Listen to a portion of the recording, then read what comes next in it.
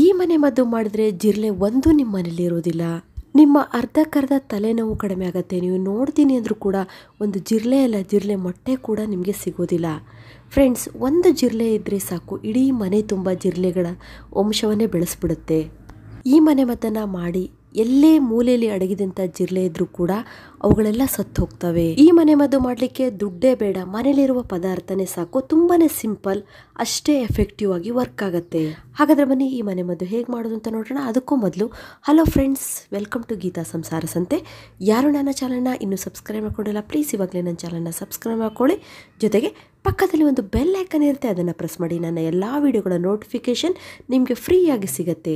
Friends, ಜಿರಳೆಗಳು ನಮ್ಮ ಮನೇಲೇ ಉತ್ಪತ್ತಿ ಆಗುತ್ತೆ ಅಂತಲೇ ಹೇಳ್ಬೋದು.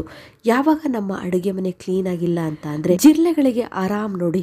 ಆವಾಗ ಒಂದು ಜಿರಳೆ ಎಲ್ಲಾದರೂ ಬಂದು ಸೇರಿಕೊಂಡ್ರೆ ಅವುಗಳ ವಂಶಾಭಿವೃದ್ಧಿ ಬೆಳೆಸ್ಬಿಡು. ನೂರಾರು ಜಿರಳೆಗಳು ಕಿಚನಲ್ಲಿ, ಸಿಂಕಲ್ಲಿ, ವಾರ್ಡ್ರೋಬಲ್ಲಿ ಎಲ್ಲಿ ನೋಡಿದ್ರಲ್ಲೂ ಜಿರಳೆಗಳ ರಾಶಿ ಆಗಿಬಿಡುತ್ತೆ. ಹೌದು ಫ್ರೆಂಡ್ಸ್, ಆದಷ್ಟು ನಾವು ಮನೆಯನ್ನು ಕ್ಲೀನ್ ಇಟ್ಕೊಳ್ಳೋದ್ರ ಜೊತೆಗೆ ಅಡುಗೆ ಮನೆಯನ್ನಂತೂ ಸ್ವಚ್ಛವಾಗಿ ಇಟ್ಕೊಂಡ್ಲೇಬೇಕು. ನಾವು ರಾತ್ರಿ ಅಡುಗೆ ಆದ ಮೇಲೆ ಆದಷ್ಟು ಅಡುಗೆ ಮನೆಯೆಲ್ಲ ಕ್ಲೀನಾಗಿಟ್ಟು ಸಿಂಕನ್ನು ಕ್ಲೀನಾಗಿ ಇಟ್ಕೊಂಡ್ರೆ ಜಿರಳೆಗಳು ಬೆಳೆಯೋಕ್ಕೆ ಸಾಧ್ಯನೇ ಆಗೋದಿಲ್ಲ. ಈ ಜಿರಳೆಗಳು ಅಡುಗೆ ಮನೆಯಿಂದ ದೂರ ಇರಲಿಕ್ಕೆ ಒಂದು ಮನೆ ಮದ್ದನ್ನು ಹೇಳ್ತೀನಿ ನೋಡಿ. ನಾನಿಲ್ಲಿ 1 ಗ್ಲಾಸ್ ನೀರನ್ನು ತೊಗೊಂಡಿದ್ದೀನಿ. ಇದಕ್ಕೆ 3 ಲವಂಗವನ್ನು ಕುಟ್ಟಿ ಪುಡಿ ಮಾಡಿ ಹಾಕ್ಕೊಳ್ಬೇಕು. ಈ ಲವಂಗದ ಪರಿಮಳವಂತೂ ನಮಗೆಲ್ಲರಿಗೂ ಇಷ್ಟ, ಆದರೆ ಜಿರಳೆಗಳಿಗೆ ಈ ಸ್ಮೆಲ್ ಇಷ್ಟನೇ ಆಗೋದಿಲ್ಲ. ಹಾಗಾಗಿ ಇಲ್ಲಿ ನಾನು ಲವಂಗವನ್ನು ತೊಗೊಂಡಿದ್ದೀನಿ. ಇದನ್ನು ನೀರಿಗೆ ಮಿಕ್ಸ್ ಮಾಡ್ಕೊಳ್ಬೇಕು ನಾವು. ನೆಕ್ಸ್ಟ್ ನಾವಿದಕ್ಕೆ ಅರ್ಧ ಟೀ ಸ್ಪೂನ್ ಆಗುವಷ್ಟು ಟೇಬಲ್ ಸಾಲ್ಟನ್ನು ಈ ನೀರಿಗೆ ಮಿಕ್ಸ್ ಮಾಡ್ಕೊಳ್ಳೋಣ. ನೋಡಿ, ಇದನ್ನು ಚೆನ್ನಾಗಿ ಮಿಕ್ಸ್ ಮಾಡ್ಕೊಳ್ಳೋಣ. ಉಪ್ಪಿನ ನೀರಾಗಬೇಕು, ಉಪ್ಪು ಚೆನ್ನಾಗಿ ನೀರಲ್ಲಿ ಕರಗಬೇಕು. ಆಮೇಲೆ ಏನು ಮಾಡೋಣ, ಈ ನೀರನ್ನು ನಾವು ಅಡುಗೆ ಮನೆಯೆಲ್ಲ ಕ್ಲೀನ್ ಮಾಡ್ಕೊಂಡಿರ್ತೀವಲ್ಲ ಅಲ್ಲಿ ನೋಡಿ ಈ ರೀತಿ ಚಿಮ್ಕಿಸ್ಬೇಕು. ಈ ಥರ ಗ್ಯಾಸ್ ಸ್ಟವ್ ಹತ್ರ ಮತ್ತು ಗ್ಯಾಸ್ ಸ್ಟವ್ನ ಹಿಂಭಾಗದಲ್ಲೂ ನೀವು ಚೆನ್ನಾಗಿ ಚಿಮಿಕ್ಸ್ಬೇಕು. ಆಮೇಲೆ ಸಿಂಕ್ ಹತ್ರನೂ ನೀವು ಈ ನೀರನ್ನು ಚಿಮಿಕ್ಸಿ. ಯಾವುದೇ ರೀತಿಯ ಕ್ರಿಮಿಗಳು, ಬ್ಯಾಕ್ಟೀರಿಯಾಗಳಿದ್ರೂ ನಾಶ ಆಗುತ್ತೆ ಸಿಂಕ್ ಹತ್ರ ಈ ನೀರನ್ನು ನಾವು ಹಾಕೋದ್ರಿಂದ. ತುಂಬಾ ನಮಗೆ ಹೆಲ್ಪ್ ಆಗುತ್ತೆ. ನೋಡಿ, ಈ ಥರ ಸಿಂಕ್ ಒಳಗಡೆ ನೋಡಿ ಇಲ್ಲಿ ನೀರು ಬೀಳ್ತಾ ಇರುತ್ತಲ್ಲ, ಅಲ್ಲಿ ಕೂಡ ನೀವು ಚೆನ್ನಾಗಿ ಇದನ್ನು ಹಾಕಿ. ಇದರಿಂದ ನಮ್ಮ ಅಡುಗೆ ಮನೆ ತುಂಬ ಸ್ವಚ್ಛ ಆಗುತ್ತೆ, ಜೊತೆಗೆ ಒಂದು ಒಳ್ಳೆ ಪರಿಮಳ ಬರುತ್ತೆ. ಅದಲ್ಲದೆ ಬ್ಯಾಕ್ಟೀರಿಯಾಗಳು ಕೂಡ ನಾಶ ಆಗುತ್ತೆ. ಜಿರಳೆಗಳಂತೂ ಅಡುಗೆ ಮನೆ ಒಳಗೆ ಬರೋದೇ ಇಲ್ಲ. ಇನ್ನು ಮನೆ ಒಳಗಡೆ ಸಂದಿಗಳಲ್ಲಿ, ಮೂಲೆಗಳಲ್ಲಿ ಸೇರಿಕೊಂಡಂಥ ಜಿರಳೆಗಳನ್ನು ನಾಶ ಮಾಡಲಿಕ್ಕೆ ಸೂಪರ್ ಆದಂಥ, ಈಸಿ ಆದಂಥ ಮನೆ ಮದ್ದನ್ನು ಹೇಳ್ತೀನಿ ನೋಡಿ. ಇಲ್ಲಿ ನಾನು 2 ಸ್ಪೂನ್ ಮೊಸರನ್ನು ತೊಗೊಂಡಿದ್ದೀನಿ. ಆದಷ್ಟು ಹುಳಿಯಾಗಿರುತ್ತಲ್ಲ ಆ ಮೊಸರನ್ನೇ ತೊಗೊಳ್ಬೇಕು. ಈ ಮೊಸರಿಗೆ ನಾವು ಸ್ವಲ್ಪ ನೀರನ್ನು ಮಿಕ್ಸ್ ಮಾಡ್ಕೊಳ್ಳೋಣ. ನೋಡಿ, ಇಷ್ಟು ಅರ್ಧ ಬೌಲ್ ಆಗುವಷ್ಟು ನೀರನ್ನು ಹಾಕ್ಕೊಳ್ಬೇಕು. ನೀವು ಯಾವುದೇ ಪಾತ್ರೆ ತೊಗೊಂಡ್ರೂ ಒಂದು ಅರ್ಧ ಬರಬೇಕು ಅಷ್ಟು ನೀರನ್ನು ಮಿಕ್ಸ್ ಮಾಡ್ಕೊಳ್ಳೋಣ. ನೆಕ್ಸ್ಟ್ ನಾವಿದಕ್ಕೆ ಒಂದು 2 ಸ್ಪೂನ್ ಸಕ್ಕರೆಯನ್ನು ಸೇರಿಸ್ಕೊಳ್ಳೋಣ. ಆ ನೀರು ನಾವು ಹಾಕಿದ್ದೀವಲ್ಲ ಅದು ಸ್ವೀಟ್ ಅನಿಸ್ಬೇಕು, ಅದಕ್ಕೋಸ್ಕರ 2 ಸ್ಪೂನ್ ಸಕ್ಕರೆ ಹಾಕ್ಕೊಳ್ಳೋಣ ಇದಕ್ಕೆ. ನೋಡಿ, ಹಾಕಿ ಚೆನ್ನಾಗಿ ಮಿಕ್ಸ್ ಮಾಡಬೇಕು. ಸಾಧಾರಣವಾಗಿ ಜಿರಳೆಗಳು ಕ್ಲೀನ್ ಇದ್ದರೂ ಕೂಡ ಬರುತ್ತೆ, ಯಾಕಂದರೆ ಒಂದಕ್ಕೊಂದು ಮನೆ ಜಾಯಿಂಟ್ ಆಗಿದ್ರೂ ಕೂಡ ಆ ಮನೆಯಲ್ಲಿರುವಂಥ ಜಿರಳೆ ನಮ್ಮ ಮನೆ ಪಾಸ್ ಆಗುತ್ತೆ. ಇನ್ನು ಚರಂಡಿಗಳಲ್ಲಿ ಇರುವಂಥ ಜಿರಳೆಗಳು ಕೂಡ ಮನೆಗೆ ರಾತ್ರಿ ಟೈಮಲ್ಲಿ ಬರ್ಬೋದು.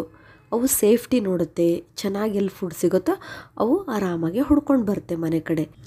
ಹಾಗಾಗಿ ನಾವು ಮನೆ ಒಂದೇ ಅಲ್ಲ, ಮನೆಯ ಸುತ್ತಮುತ್ತಲೂ ನಾವು ಕ್ಲೀನಾಗಿ ಇಟ್ಕೊಂಡ್ರೆ ಜಿರಳೆ ಕಾಟವನ್ನು ತಪ್ಪಿಸ್ಕೊಳ್ಬೋದು. ಇವಾಗ ನೋಡಿ, ನಾವು ಮಿಕ್ಸ್ ಮಾಡಿದ ಮೇಲೆ ಸ್ವಲ್ಪ ಕೊಕೊನಟ್ ಆಯಿಲ್ ತೊಗೊಂಡ್ಬಿಟ್ಟು ಈ ಬೌಲ್ ಇದೆಯಲ್ಲ ಇದರಲ್ಲಿ ಮೇಲ್ಭಾಗದಲ್ಲಿ ನಾವು ಈ ಥರ ಅಪ್ಲೈ ಮಾಡೋಣ. ಆದಷ್ಟು ಈ ಥರ ವೇಸ್ಟ್ ಯಾವುದಾದ್ರು ಬೌಲ್ ಇದ್ದರೆ ತೊಗೊಳ್ಳಿ. ನಾನಿಲ್ಲಿ ಪಾರ್ಸಲ್ ಬಾಕ್ಸನ್ನು ತೊಗೊಂಡಿದ್ದೀನಿ. ಇದು ಒಂದು ಸಲ ಯೂಸ್ ಮಾಡಿದ್ರೆ ಮತ್ತೆ ಬಿಸಾಕಬೇಕು. ಹಾಗಾಗಿ ಈ ಥರ ನಾವು ಕೊಬ್ಬರಿ ಎಣ್ಣೆಯನ್ನು ಅಪ್ಲೈ ಮಾಡಿದ ತಕ್ಷಣ ಜಿರಳೆಗಳು ಕ್ಯಾಚ್ ಮಾಡಲಿಕ್ಕೆ ನಮಗೆ ತುಂಬಾ ಈಸಿ ಆಗುತ್ತೆ. ನೋಡಿ, ಇವಾಗ ನಾವು ಎಲ್ಲೆಲ್ಲಿ ಇಡಬೇಕು ಅಂದರೆ ಎಲ್ಲಿ ಜಾಸ್ತಿ ಜಿರಳೆಗಳು ಬರುತ್ತೆ, ಸಾಧಾರಣವಾಗಿ ಗ್ಯಾಸ್ ಸ್ಟವ್ ಹತ್ರ ತುಂಬಾ ಜಿರಳೆ ಇರುತ್ತಲ್ಲ, ಅಲ್ಲವಾಗಿ ಸ್ಟವ್ ಸ್ವಲ್ಪ ಹೈಟ್ ಇದ್ದರೂ ಕೂಡ ಆ ಸ್ಟವ್ವಿನ ಕೆಳಭಾಗದಲ್ಲಿ ಈ ಬೌಲನ್ನು ಇಡಿ. ನೆಕ್ಸ್ಟು ಸಿಂಕ್ ಹತ್ರ ಇಡಿ. ಆಮೇಲೆ ನೋಡಿ, ಇಲ್ಲಿ ಸಿಂಕ್ ಹತ್ರ ನೋಡಿ ವಾರ್ಡ್ರೋಬ್ ಇದ್ದರೆ ಇಲ್ಲಿ ಜಾಸ್ತಿ ಜಿರಳೆಗಳು ಇರೋದು, ಇಲ್ಲಿ ಕೂಡ ನೀವು ಇದನ್ನು ಇಡಬೇಕು. ಒಂದೇ ಸಲಕ್ಕೆ ಜಾಸ್ತಿ ಈ ರೀತಿ ಬೌಲ್ಗಳನ್ನು ಮಾಡಿಟ್ಕೊಳ್ಳಿ. ಅಂದರೆ ಎಲ್ಲಿ ನಿಮ್ಮ ಜಿರಳೆ ಜಾಸ್ತಿ ಇದೆಯೋ ಅಲ್ಲಿ ಇಟ್ಬಿಟ್ರೆ ಒಂದೇ ಸಲಕ್ಕೆ ಎಲ್ಲ ಜಿರಳೆಗಳು ನಾಶ ಆಗುತ್ತೆ. ನೋಡಿ, ಈ ರೀತಿ ನೀರಲ್ಲಿ ಬಿದ್ದು ಸತ್ತೋಗ್ಬಿಡ್ತವೆ. ನೀವು ನೋಡ್ತಿದ್ದೀರಲ್ಲ, ಚಿಕ್ಕ ಚಿಕ್ಕ ಮರಿಗಳು ಕೂಡ ಸತ್ತು ಹೋಗಿದೆ.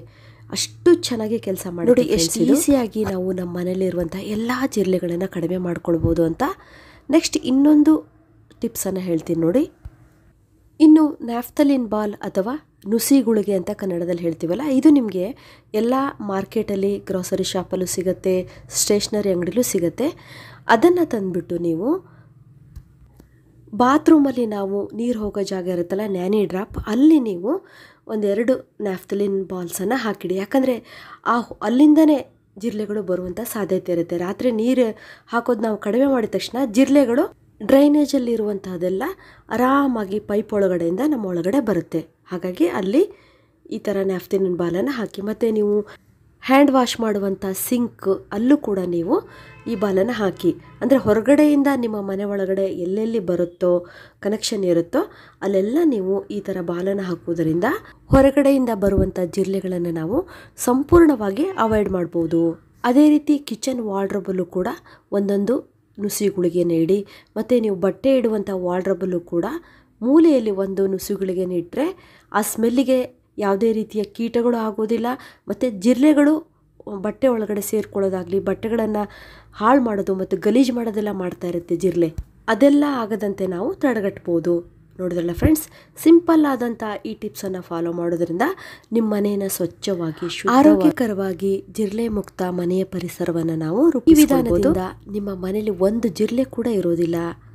ಇದುವರೆಗೂ ನನ್ನ ವಿಡಿಯೋ ನೋಡೋದಕ್ಕೆ ನಿಮಗೆಲ್ಲರಿಗೂ ಧನ್ಯವಾದಗಳು.